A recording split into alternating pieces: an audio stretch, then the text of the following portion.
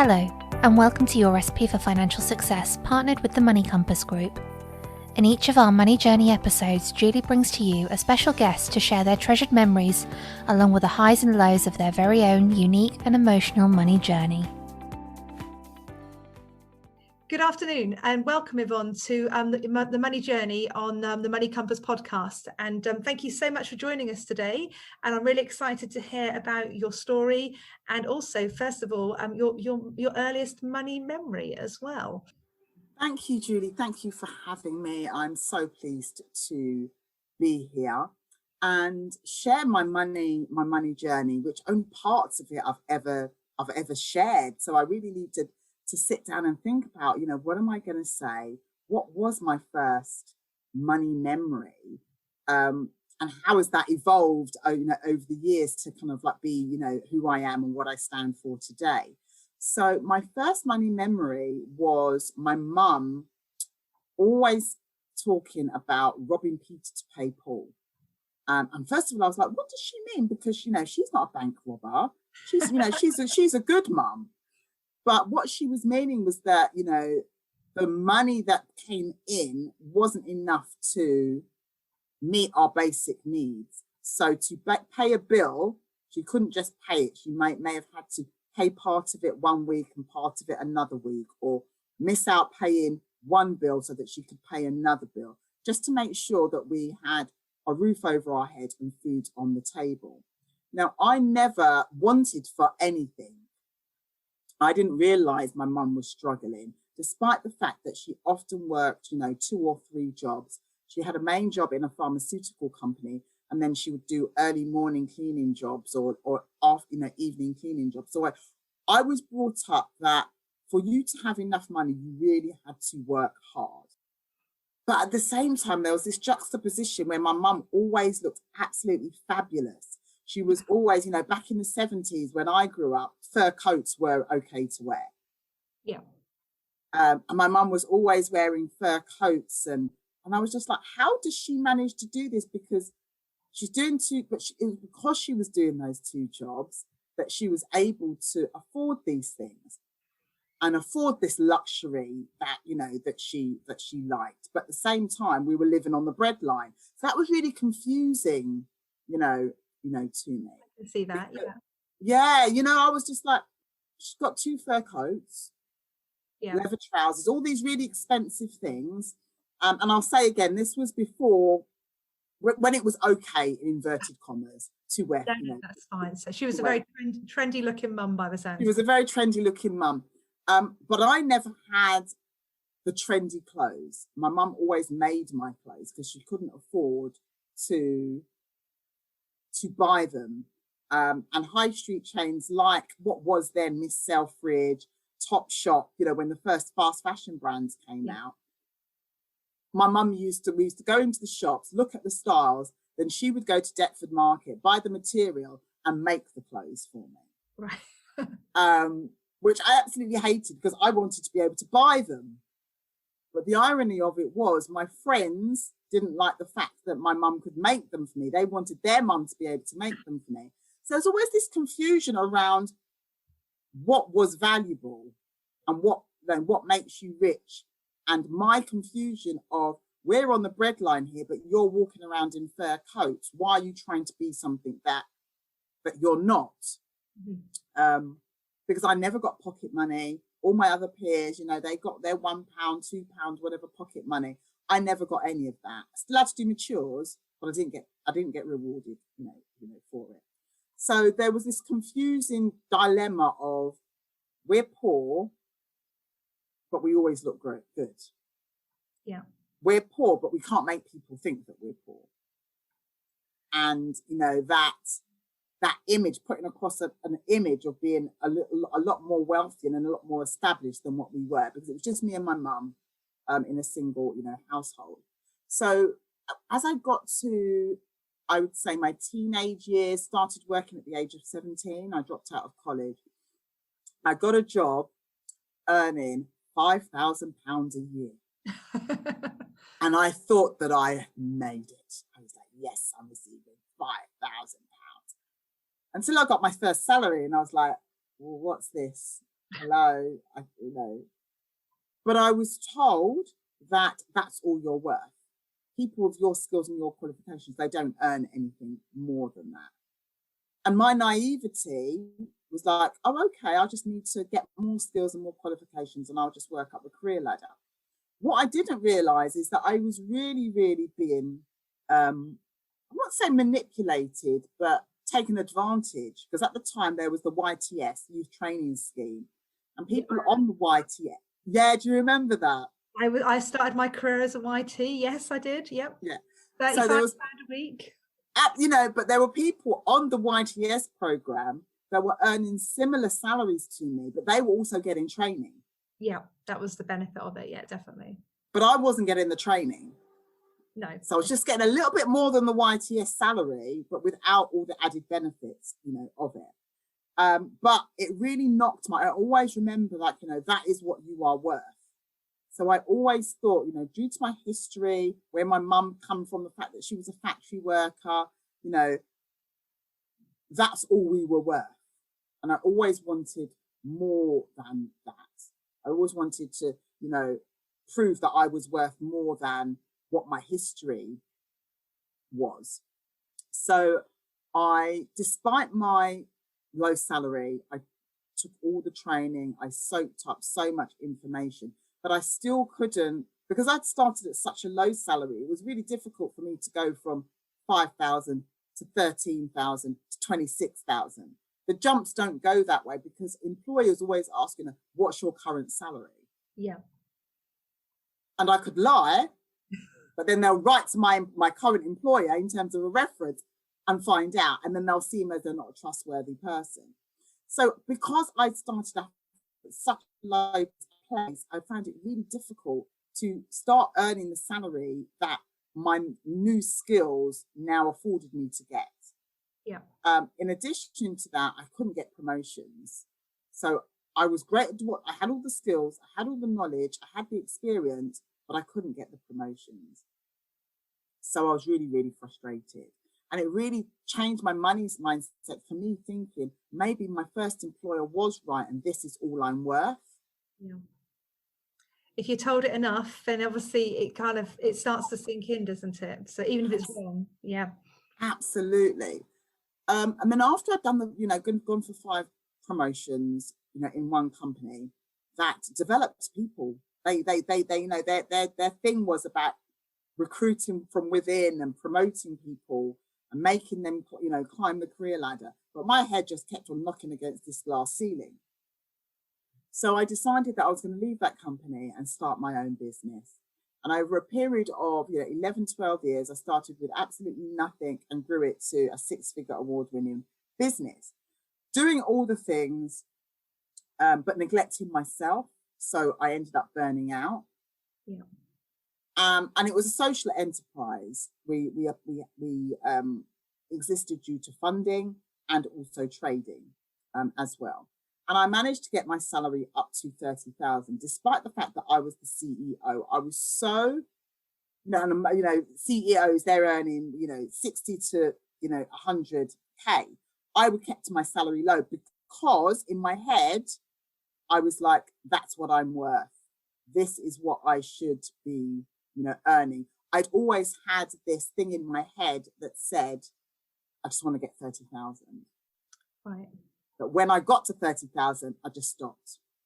Despite the fact that the company had enough money to pay me more, I was like, no, I've got to 30,000. That's, you know, that was my target. That was my, you know, that was my goal. With it being a social enterprise, I didn't own any shares. So when I burnt out, I just had to let the company fold, and I didn't benefit from, you know, any of those things. But because of that mindset as well, when I was going for other jobs, which I knew I could do, I was looking at these salaries thinking, oh, well, maybe I can't do that because the salary's too high. It is quite a common thing, actually, that they do say, especially it's a male-female divide, that men will apply for jobs and they can do like 70% of the list, whereas women, if we can't do all 100%, or we think we're not worthy of the salary, when we just don't apply at all. Well, that's what happened. I could do all the things on the list, but the salary didn't equate. I was like, but I'm not I can't do that. The salary is too much. Maybe I'm not seeing something that's in the job description that I can't do. That means I was really confused. Anyway, I didn't apply for the role. But a few years later, I saw another job that came up in the company that was for a similar role, but a lesser salary. And then when I applied and I got the job, and I realized that the woman that was my manager was the woman that got the job. Now, she was 15 years younger than me and had a lot less experience than me when she went for the job. And this is when my money mindset literally flipped. And I was just like, you're holding yourself back. You had the skills, you had the tenacity, you deserved to go for that job, and you would have got it. And I've spoken to her, I worked with her for about 6 months, and then I got a promotion to move into another role. And we've had this conversation, and she was just like, Yvonne, you actually talked yourself out of applying for my job. And I was like, yeah. And she was like, you correct, because I wanted to have this conversation with her because I wanted to share it, but I wanted to have it with her first, so that she knew that I'll be sharing the story and that she wasn't, offended. And she was just like, why did you do that? And I was like, because I didn't think that I was worthy or that I could do a job at that salary, because my mindset had been ingrained at such an early level that you have to work hard to earn money. You're always robbing Peter to pay Paul, and you're not worthy of earning a high income. That I'd just been fulfilling that for about 40 years of my life. And it wasn't until I sat down and I was just like, I can do that job. Hands tied behind my back. I could do that job. That my money journey, my money story, I flipped and said, you know what? I am going to earn the salary that I want. My salary is limitless. I'm not going to let anything hold me back. And it has taken time. Yeah. It has taken time, and there's still some kind of gremlins. I work, as you know, Julie, as a brand strategist now, supporting entrepreneurs and executives to move their brands forward. And it took me some time to actually ask for and not feel uncomfortable with saying, this is my one-to-one price. Yeah. But now I sit in that and I'm like, I'm worth it. Yeah. This is the skills that I've built up over the years. This is how I can help you. I'm a qualified career coach. I'm a business coach. I'm a personal stylist. I built a dynamic personal brand on my own when I was developing my business, getting PR, speaking on stages, doing all the things. I have a team around me. This is what we are worth. And I think that sometimes we need to sit down and really have a word with ourselves about what is holding ourselves back due to our past money story. And how is getting rid of that and getting over that going to help us move forward so that we can do greater things in the future for ourselves, but also for our families and for the wider society. So that is a whirlwind tour of my money story and where I am now. Absolutely. And that's a fantastic journey as well. And I mean, to go, and it is, and you say there is that light bulb moment in your life which completely changed your mindset and basically put you on the track that you're on now too, which is fantastic. Absolutely. I was just like, hold up a minute. This woman is 15 years younger than me. I'm seeing what she does. I'm giving her advice on her job. And it should be your job. Well, you know what? It is what it is. I'm not going to say that it should be my job because I should have applied for it. Yeah, oh, absolutely. Yeah, I'm sure she was. The fact that you could sit and have that conversation, says is testament to her as well. So absolutely, she was just like, why didn't you? She was like, you stupid woman, that kind of. Obviously, no, and she admitted that when she applied for the job, she was punching above her weight. That was her exact words. Yeah. But she had the balls to go and do it. But she had the balls to do it. She didn't have any money issues limiting her and any other isms and schisms getting in her way, where I did, and I should have applied for it. That's it. But but you don't need to beat yourself up about it anymore because you've moved on from that moment. Absolutely. So if you could go back and now to your 16-year-old self, what advice would you give your 16-year-old self now, knowing what you know now? Know your worth and really do your research about the jobs that you're going and applying for and the base rate of what salaries that you should be earning, because I didn't have a clue, and I didn't understand the value of money. £5,000 seemed like so much money to me. Yeah, that's it. At that time. And obviously minimum wage didn't really exist as well. I mean, that came in, I remember it coming in, actually minimum wage backfired for me, funnily enough, which seems a strange way of doing it. It came in when I was 17, and when I was 16, I spent the summer working on the land picking daffodil bulbs, which is the thing you do in Norfolk. And basically I got paid the same rate as all the other adults, which I think at the time was like £2.90 an hour, which for land work was going rate. And the next summer I went back to do the same job, and minimum wage had come in. And because I was only 17, I was going to get paid a lot less. So I ended up going down the cannon factory instead, because they paid me £3.50 an hour. So for my summer, which was an interesting experience of 5 weeks. And after 2 hours in, I realized that my life wasn't going to get any more exciting than picking potatoes off a line. And this is what I was going to be doing for 5 weeks. But I knew it was a summer job. I knew it was for 5 weeks only. And to be fair, I got promoted to rhubarb at one point as well. Oh, so yeah, definitely. But no, it is quite interesting how minimum wage came in, and obviously has helped many people. But back at that point in time, didn't help. Yeah, that transition point. So definitely make sure that you don't just limit yourself to doing jobs. But, there's a traditional, having worked as a careers advisor, there's a traditional route that you come out of school, you go to you go to sixth form. Yep. You get a part-time job, in a retail shop. Yeah. Whilst you're at college, then you go on to university.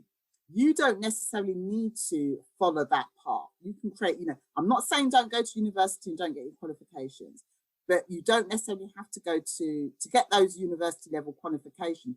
You don't necessarily have to go to university. No, there are other ways that won't limit your income, because obviously whilst you're at university, you've got your loan, you can come out £30 in debt, all those kinds of things as well. So at the age of 16, really sit down and think about, what do you want to do, and understand the value of money. Understand that they are going to take, when you get to a certain income, tax and national insurance and all those things from you, because I was wondering why this money disappeared. I was like, who's this national insurance guy? Yeah, no, definitely. And because I didn't understand. I was just like, why are they taking this? That's my money. I planned this, I planned it and everything. So, and really know your worth. And I'm not saying being cocky about it, but really be like, this is what I've done, and have your track record behind you. So whilst you're at school, make sure you do all those extracurricular things, the Duke of Edinburgh Award, the NCS, all those things that we had something of achievement. We had like a book of achievement. Record of achievement, a red one. Oh, right. Yes, had one too, yeah. Yeah, record of achievement. I left mine in the McDonald's in toilet in Reading.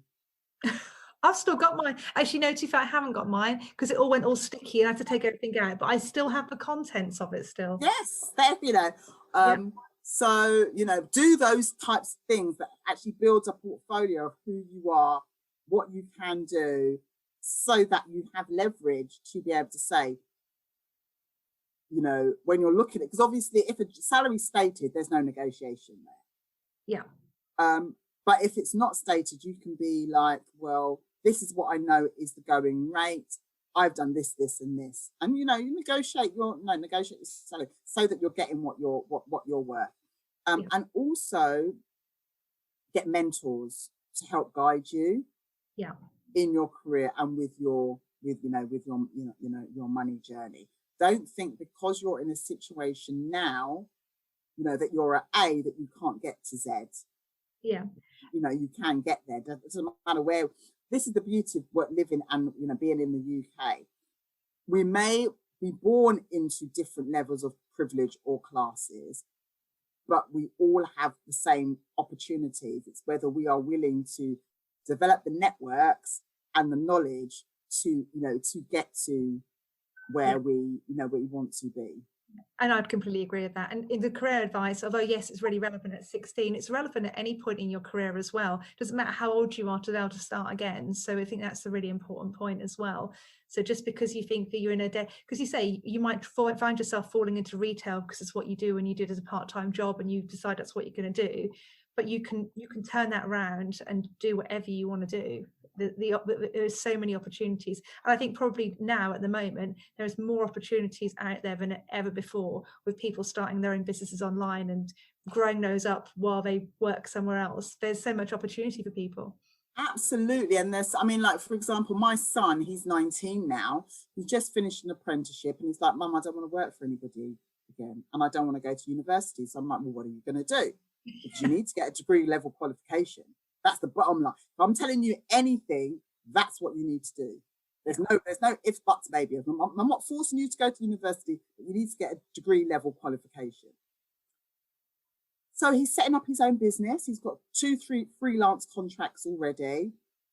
And he's just developing his personal brand and doing what he feels is right for him and that will earn him an income. And I'm just like, if I had that tenacity to do what he's done at 19, he's, you know, working as a public speaker, facilitating workshops, you know, just really using his own innate talent to create what is going to be an empire for him.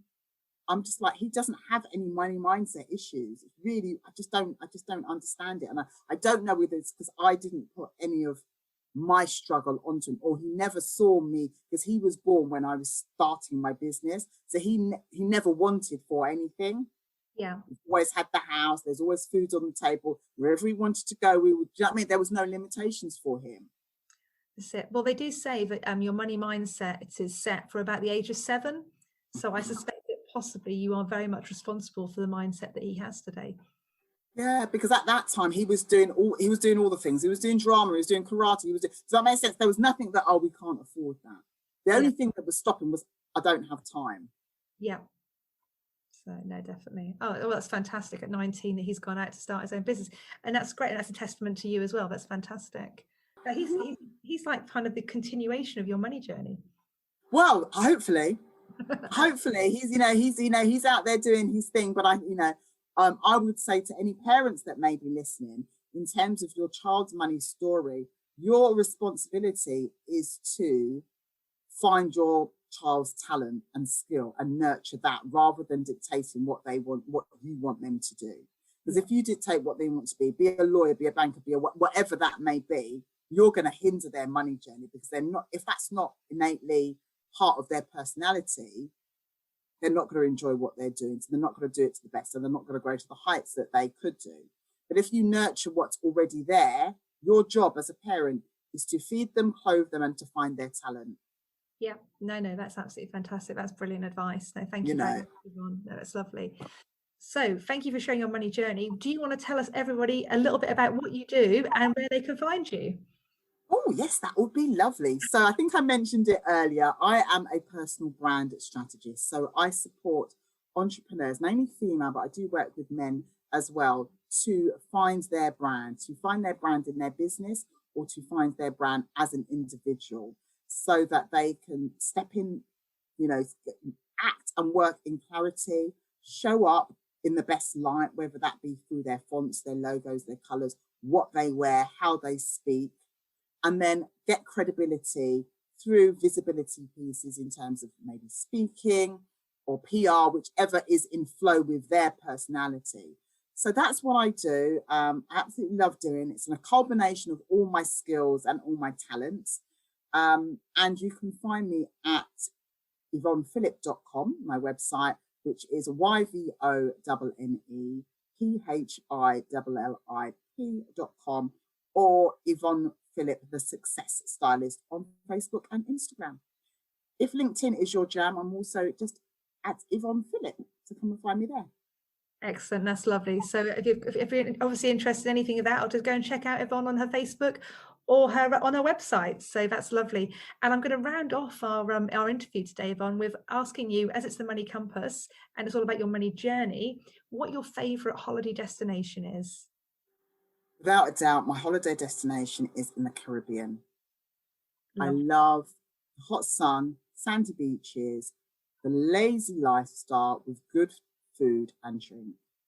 That sounds absolutely perfect. And having not had a holiday for 15 months, I would very much like to be there too. Thank you very much. Tell me about it. I was supposed to go in August. 2020, and obviously it got stopped. So I'm chomping at the bit to get back out there, but probably won't go till 2022 now. I've got some other holidays planned. Fingers crossed you get there in 2022. So no, that is lovely. Thank you so much for joining us. And I'll obviously look forward to catching up with you soon.